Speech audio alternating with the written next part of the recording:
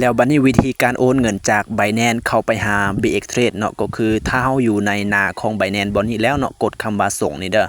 ส่งแล้วให้เลือกถอนเงินในระบบต้องโสเนาะตัวที่2ตัวนี้ถอนเงินในระบบต้องโสเนาะกดเข้าไป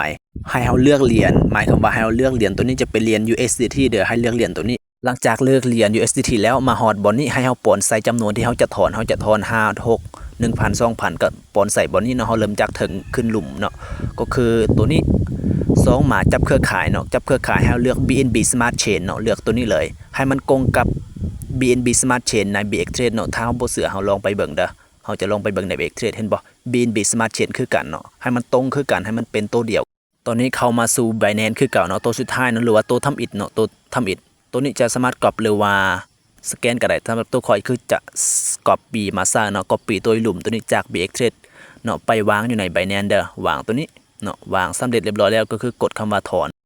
ต่อมาก็ให้กดคำว่ายืนยันถ้าเฮาเบิ่งว่าข้อมูลที่อยู่ทางถึงมันถูกต้องแล้วบ่เนาะถูกต้องแล้วให้กดยืนยันเข้าไปจากนั้นมันจะเข้าไปสู่หน้านี้ก็คือรหัสเป็นรหัสผ่านแบบออโต้ซึ่งทุกคนสามารถเลือกที่จะใส่หรือบ่ใส่ก็ได้หรือว่าจะใส่รูปแบบอื่นก็ได้บ่ว่าจะเป็นการยืนยันมาทาง Gmail ก็ได้สำหรับคอยจะบ่ใส่แล้วกดยืนยันอีกครั้งเนาะกดยืนยันอีกครั้งตัวสีเหลืองหั่นเนาะมาฮอดหน้านี้ทุกคนจะเห็นหนังสือสีเหลืองหั่นบ่ตัวที่2เด้อสลับไปใส่วิธีการยืนยันอื่นเนาะสลับไปใส่วิธีการยืนยันอื่นคอยจะเลือกตัวนี้เลยเนาะกดเข้าไป